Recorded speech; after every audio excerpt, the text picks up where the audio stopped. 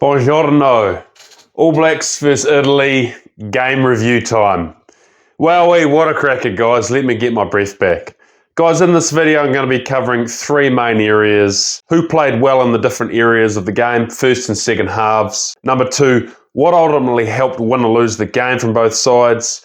And number three, who were the players to watch from both sides? And guys, if you're enjoying this content, please hit the subscribe button. Please show some support for the channel and like and obviously add comments underneath the channel if you're appreciating the content. Firstly, the match. Wowee, the start of it. I thought it was pretty messy. I thought the All Blacks were pretty poor in that first 10 minutes and Italy really brought some physicality. But again, both teams were pretty messy in that first 10. And yeah, the rest of the first half, geez, that Italian side, they really brought that line speed, didn't they? That raw physicality. They were in the face of the All Blacks. Their tackling rate was exceptional. They also did make a number of other handling errors. And yeah, I thought the same with the All Blacks. They were pretty inaccurate with the execution on attack. There was a few passes from Bowden that went to ground. An inside ball from Bowden into Will Jordan that just dropped cold. And then look, ultimately a yellow card to Scott Barrett, who, look, from what I saw of that, guys, and let me know your thoughts on this, I just thought Scott Barrett was just a bit slow to that breakdown. You know, he's sort of a couple of metres behind and ultimately resulted in that neck roll type penalty, which, yeah, he should have been better than that. And then Italy were well in the game and then just sort of one sort of slip tackle off Cam Roigard, just sniping around the side, and the All Blacks were in. Then ultimately towards the end of the half, yeah, a bit more inaccuracy from the All Blacks. There was a good line break from Will Jordan, resulting in a turnover though. And there was another break by Wallace Satiti to then pass to Will Jordan, back to Wallace Satiti. And guys, Wallace Satiti tried that no-look sort of offload. He just didn't need to do that. And again, it just sort of showed the All Blacks, they were really feeling the pressure in that first half, weren't they, guys? Messy. I just think, though, the killer blow, and maybe this is a killer blow of the match. Guys, let me know your thoughts on this. Look, 10-6 lead to the All Blacks, and then ultimately that try to Will Jordan just before half-time, taking it to a 17-6 lead just before half-time. And yeah, guys, I just think if the All Blacks hadn't got that and Italy maybe had executed and got another try down the other end, you know, that was a completely different ball game. That you could see that Italian side, they were getting amped up, getting energized from the crowd. Yeah, so I feel like that was almost a killer blow in the first half anyway. Half time, 17 points to 6 to the All Blacks. And at that point, guys, I thought that the All Blacks coaches and the team would get together at half time. I thought the Italians had thrown a lot at the All Blacks. I did expect that the All Blacks would come out and probably score 3-4 quality tries in the second half and win the game comfortably. It was interesting that second half. Most of the first half was dominated by the All Blacks in the possession and territory, maybe not so much in the scoreboard, but that 10 minutes after half time, you know, that was pretty much dominated by Italy. They put a number of phases, took it really to the All Blacks. And look, they got that yellow card against Anton Leonard-Brown for ill discipline by the All Blacks. Yeah, that was a key moment in the game, and Italy needed to score then. If they score then, you know, they're well in the game. 30 minutes to go. Ultimately, they were held up off the maul, off the line out, so relieved quite a bit of pressure for the All Blacks. Yeah, I just sort of felt, guys, let me know your thoughts on this. Again, that Italy defence just kept shutting down the All Blacks, and then finally 60 minutes in, you know, around about 13 brutal attacking phases on attack. They got the penalty, and I just thought that was the first time in the game that the All Blacks actually, you know, showed some decent attack execution and some patience. They seemed to really lack patience.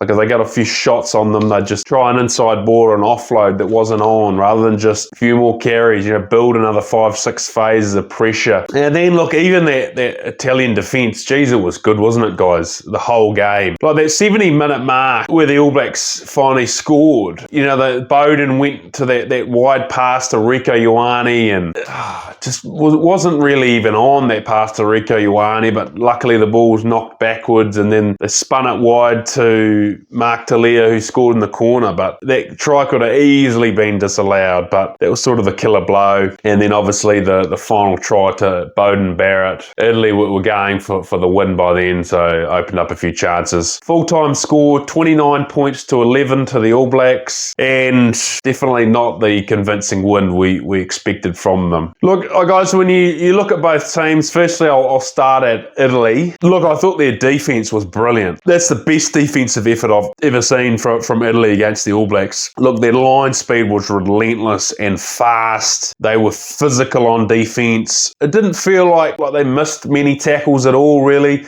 They covered so well. They really took it to the All Blacks on defence. For me, I just think, I'd say that, guys, Italy, this could have been a win to them, realistically, if a few other chances, 2-3 chances had gone their way. But look, ultimately, their attack, I think, probably let them down a bit, particularly that first half. Like that first sort of 20 minutes, there's a couple of drop balls. If they had got some clinical, brutal phases up then and scored a try against the All Blacks in that first half, completely different ball game. And ultimately, that 10 minutes after half time, geez, Italy had the All Blacks on the ropes. They had them down to 14 men. That was their time to score, but they weren't able to execute. So back to the drawing board for Italy there on their attack, but geez, you got to give that defence of theirs some credit. They were phenomenal on defence. For the All Blacks, jeepers.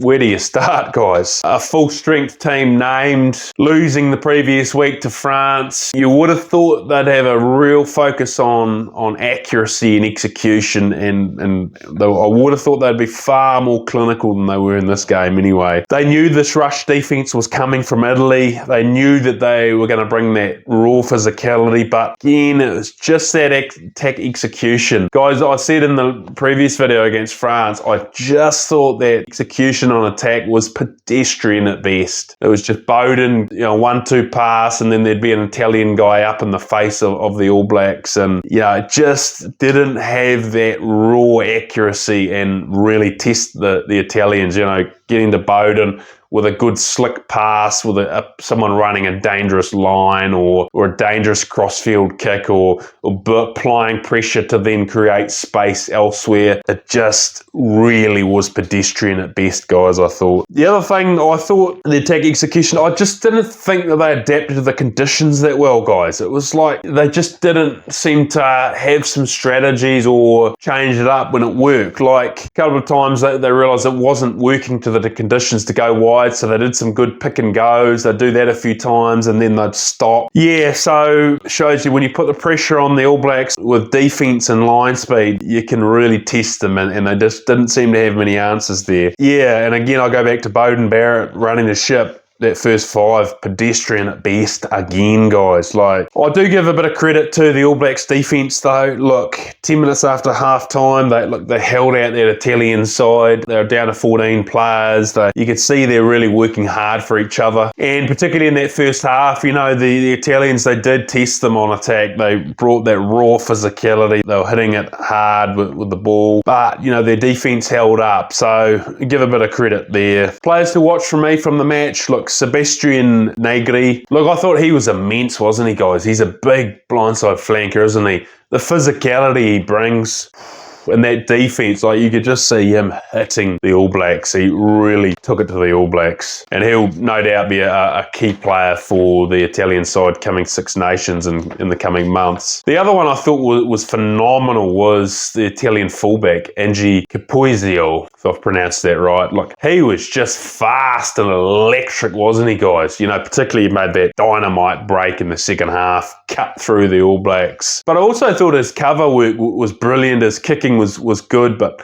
he made some really, good chop tackles, but his raw speed is just phenomenal. So he's a real player for the Italians. Guys, players from the All Blacks, again, I go back to the drawing boards, and guys, let me know your thoughts on this, but the Bowden Barrett, Damien McKenzie combo. And I just asked the question, are these guys capable of leading the All Blacks at international level so that their attack can be dangerous and really test these quality defensive sides. Look, guys, it's the end of a season, etc. But look, you know, France, their attack was pedestrian at best. Italy, a week later, a week to completely turn the ship, and again, it was pedestrian at best. So, you know, look, Bowden is one hell of a player. He's got over 100 test caps for the All Blacks, you know, multiple Player of the Year award winner, but look, he is getting older. He doesn't take the ball to the line at that raw speed. And even, guys, let me know your thoughts on this. A lot of his passing seems he gets the ball and he does sort of a floating pass, half, you know, the player catches it behind him rather than catching it right out in front. Guys, I question some of his game management and that attack execution. And then look, you look at Damien, like, he didn't really make much of an impact off the bench, I thought, but I mean, the conditions didn't help, but they weren't really able to get him involved that much, and yeah, he didn't sort of make that impact he would. So again, guys, I asked some questions about those two players, you know, going forward to the future. Scott Barrett, again, look, his core work was good, his work at the line out, breakdowns, defense was again solid, but I just sort of thought, again, guys, his leadership, he is learning. The conditions were tough, but it just felt like on numerous times the All Blacks they didn't seem to have a plan B or a plan C to execute. And, you know, look, they weren't able to get the ball wide, but again, when they weren't able to just pick and go and apply pressure or play that tighter game effectively to take it to the Italians. So a bit of a learning curve for him, but he'll have to learn quickly with his leadership. Cam Roigard, he was good again, wasn't he? Like, particularly that breakdown. Again, guys, let me know your thoughts on this, but I just felt that breakdown was a complete mess. The ball was coming out 2 meters past half the breakdowns, all on the ground. He had an absolute dogfight of a night with that breakdown, but he didn't seem to panic. He picks the ball up. He's got that physicality. He's a hard man to put down, and look, his defense was solid. He's a physical player. Look, he's a real good up-and-coming halfback for the All Blacks for the future. Look, I suppose in summary, you look to the match, and honestly, guys, I think you're going to find this outrageous, but I think looking back at that, Italy could have won that game. As I've said, that, you know, they score in that first half, or even 1-2 tries in that first half. They scored 10 minutes after half-time, get their tails up. Could have been a completely different ball game. Italy beat the All Blacks for the first time ever, eh? But look, in the end, Italy weren't able to take their chances. They needed to execute in that first half. 10 minutes after half time, they didn't. The All Blacks took their chances when they were on offer, even though it was a very, very messy, error-ridden game by the All Blacks. They took their chances and obviously won the game. So yeah, back to the drawing board for both teams, though, that's for sure. And guys, if you've enjoyed this video, again, hit the subscribe button, add comments on what you think about the match, and hell of a game and a cracking test match to watch though, guys. Cheers.